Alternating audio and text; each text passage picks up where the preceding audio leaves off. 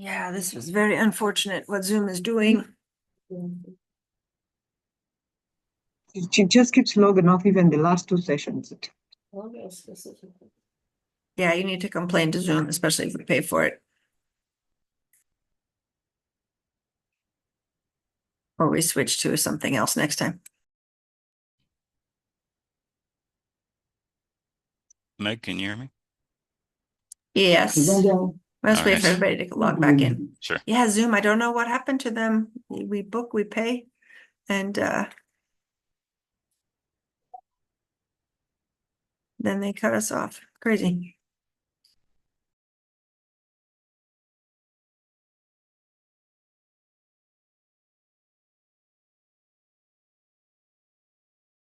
Yeah, Lewis can continue. All right, thank you, Eve. I'm not sure where I was cut off, but essentially I was saying that the summit is a great place to sort of get that general information of what a company needs to be thinking about. I know they'll go into some specifics, but if you really need to have someone help you do all the bureaucratic requirements of establishing, registration for your company and getting the numbers that you need, all that stuff, I really highly recommend, a business getting a legal expert on the team to assist with that. But you could also reach out to the email that's on the first slide, and I'll share it here in the chat. And we'll do our best to get you in touch with the right people. I did see, I think the chat was cleared out, but I did see somebody was asking, they said they needed help opening up. Well, they said they need warehouse space in the United States, and they're wondering if the summit can help. So yes, the summit can help with, especially if you are registering, if you're going to own or lease that warehouse yourself under your company's name. That's where the summit can really help, because again, the intent of the summit is to be the one-stop shop for someone who's trying to establish a presence.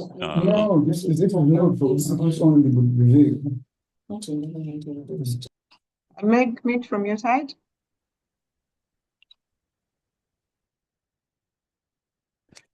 So the summit is meant to be a one-stop shop for foreign companies who are looking to establish an entity in the United States. So if you are a business that's exporting to the American market and you need warehouse space, and you're looking to either own it yourself or have your company lease it, but then through a company that's established in America, then yes, the summit is a good place to go, and it will help with that. If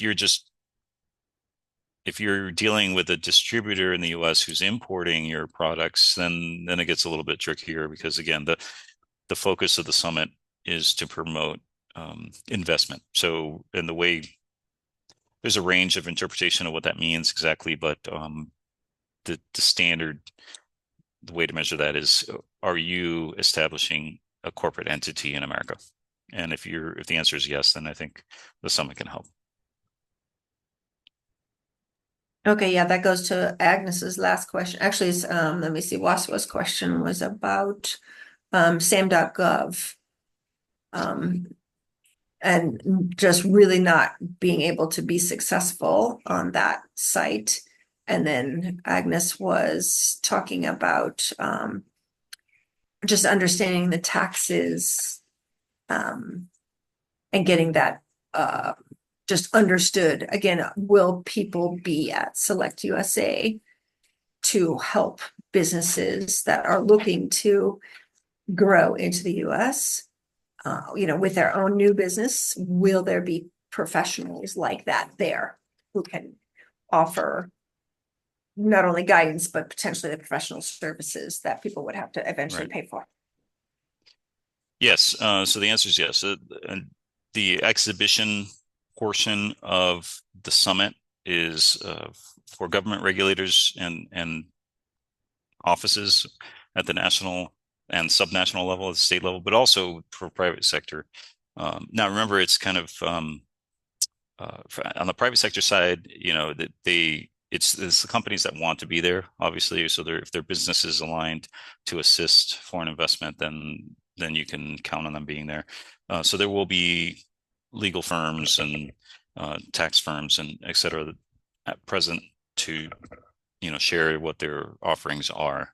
And then so it's a good place to walk around and find out some of the options, because it won't be 100% of all the companies that are in the United States, of course. But and then each of the state business promotion, investment promotion boards probably could be also provide some more information about locally. Like, so if you're setting up in Delaware or wherever, um, that state office would have a better idea and maybe have their own materials listing what the professional services are available in that state.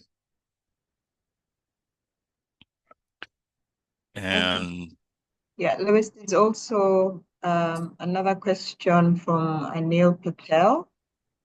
And this is about, if you can read that, maybe you can have a right answer for him. yes, all right.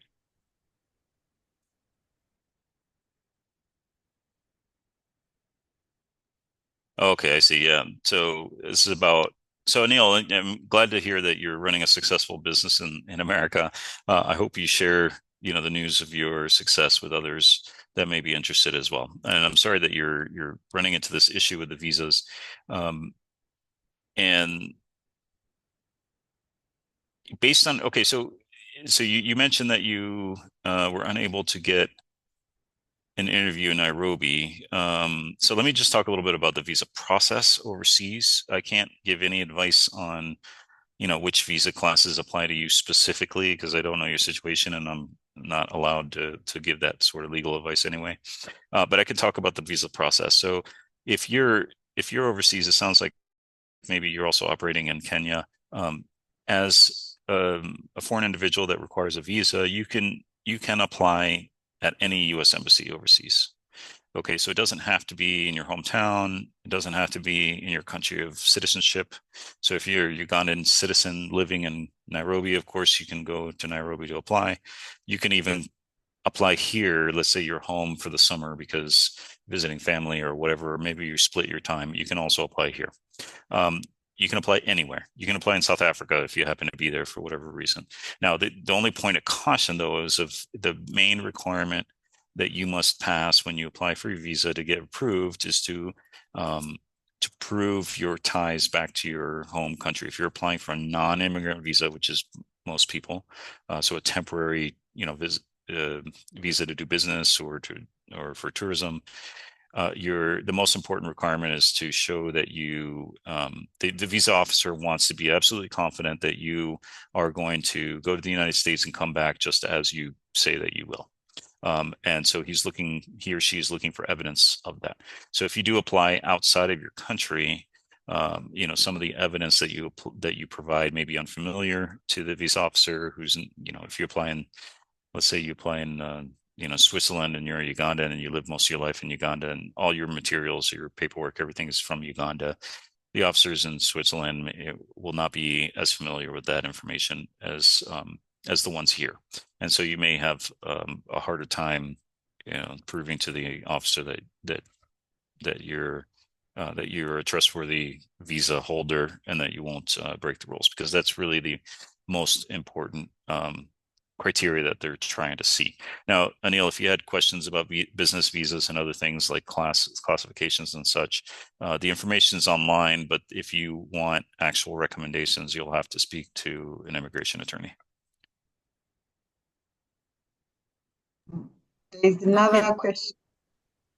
Yeah, there was a question about, are we going to get this presentation, Luis? Yeah, I can. Let me get back to you, Meg, on that. I can provide something that can be shared. So just keep an eye out. I'll have to do it after the fact, if that's okay. Okay. And then the other question is there any form of visa support provided for applicants once approved? So for the visa itself, the visa has a fee. We don't have a support mechanism to help you pay the application fee, but here at the embassy in Kampala, right now we have about, for a first-time visa applicant to the United States, it's about a 6 to 7 month wait time to get an appointment. So obviously that would not work if you were just applying now and you want to attend the summit. If your company is accepted to the summit and you need to apply for a visa, and you cannot get an appointment in time, please contact me at us at the email provided in the chat earlier, and we can work with you and work with the consular section here to get you an appointment in time for your trip. Okay, Agnes asked about, can multiple businesses collaborate under one company registration?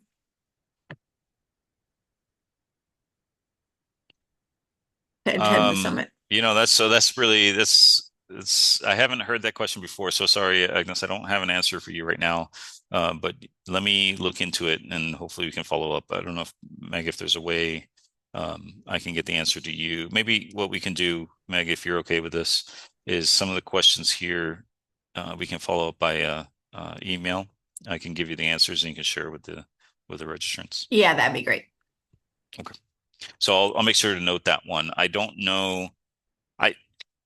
I mean, I'll find out for sure, Agnes, but I think the intent is that the companies register. But let me pose that question to the SelectUSA team and I'll get an answer. Yeah, and I mean, Louis, maybe to add on that, for example, would be, let's say, for example, the chamber has 6 companies coming under the chamber to attend. I think that's what she's trying to establish, if there's that option, and then they come as one, as different individuals, but then under one company. So maybe that would be the question that she's asking. Yeah. And I think what you're saying is right. For example, does that mean that, like, for example, you'd say Uganda would have a booth that has different Ugandan companies, and are they going to work under that one organization? And then we bring a delegation of people. Yeah. Okay, thank you, Eve, for that clarification. So the way it's set up, it's really set up for individual companies to register separately. Now, of course, the one company can bring multiple staff members or people. And so the what I don't know is how formal of a relationship you need to have with the company. I'm not aware of organizations being able to register with multiple companies underneath. Again, because of the registration does have a sort of a light, background check on it.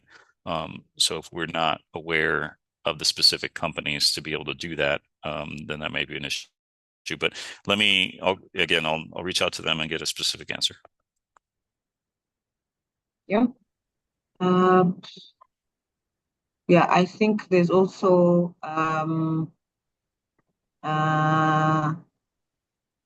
Shintan, who said, I have the same issue on the immigration category for the interviews and documents qualifying for September 2024, but the interview letter not getting. Right. So I think, yeah, those questions we'll be able to send them to you, Lois, and then we can be able to get specific answers. I don't know if there's any other question within the chat yet. No.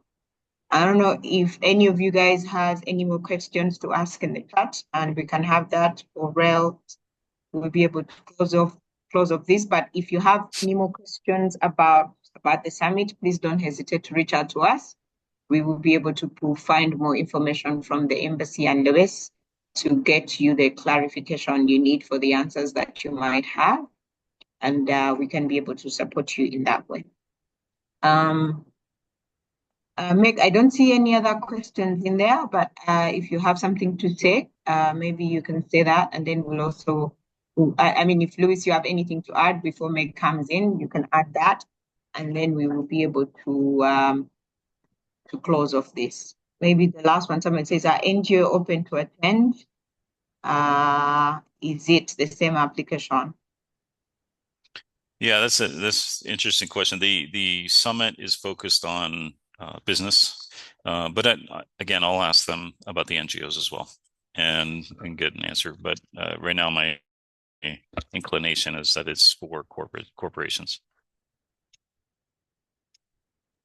Okay, thanks, Louis. And thanks everyone for asking your questions. I know that some of this can be answered by going to that event and, you know, looking at the exploration of us as corporations, companies moving into the US market is obviously an exciting step for anybody's growth in business. So I do hope that we are able to get some Ugandan businesses attending and we can get some growth deserved for the products that we provide here that the US market can purchase and help us all out. So thanks again, Louis, for bringing this program to our attention. We had not heard of this before, so it's exciting to know that things like this are available. And I do hope that everybody that did ask their questions are able to get some assistance that they need. Because I know, like I said, even me, I've had trouble with that sam.gov site, and I'm an American, so I can imagine if I had troubles that others are going to have troubles as well. So let's hope that Lillian, Waswa, Agnes can get all those numbers that they need in order to continue to open up and register and get their bank accounts, etc. So sounds like Agnes has had some success. So maybe she can share about how she got her EIN successfully and how she was able to open up that bank account. Maybe she can share that with Lillian. And then Waswa, we just have to see how we can get some guide or something on doing those entries and where the stumbling blocks are and how people work with that. So let's see if in the future we can find somebody who has a little bit more expertise on that to do a second type of webinar like this and help get people through those roadblocks. So thanks, Eve, for organizing as well. So I always appreciate the team doing that. Any final questions? Otherwise, yeah, make sure you've chatted down the commercial Kampala at state.gov email. And is this form for what, Charles? Just for feedback. Oh, a feedback form. So there's also been a feedback form put into the chat. So please all click that before the chat closes so that we can get your feedback as to whether or not this information was useful and what other potential support we can give to our AMTM members and others that are looking to do business in America. Yeah, I think also one more thing for anybody who is doing business with the US already, we would like to have you as members of the chamber, because at the end of the day, for whatever information that you need or any help that you need as a person doing business in the US, the chamber is a very good platform for you to be part of, and also for you to be able to get help for whatever you might need when it comes to doing business in the US. So for anybody who is interested in joining the chamber, please don't hesitate to get to us. Samantha, type in the email for the chamber. The phone numbers are also available for you to reach out to us in case you need any information on joining the chamber. The website has also more information on how to join, and the numbers are there as well. But yeah, we're here to help all those businesses that are registered here in Uganda, have an American affiliation, or Ugandan businesses that are registered in the US. We welcome you to be part of the American Chamber. Also, yeah, Charles, that Google form is not open. So please open up its access so we can save that link and get the feedback from everybody, please. Okay, so if we can't get that fixed before this chat closes, then the feedback form will be sent out to everybody's emails of who attended so that we can get your feedback directly. We appreciate everyone. Thanks and have a great day, and we'll talk to you all again soon.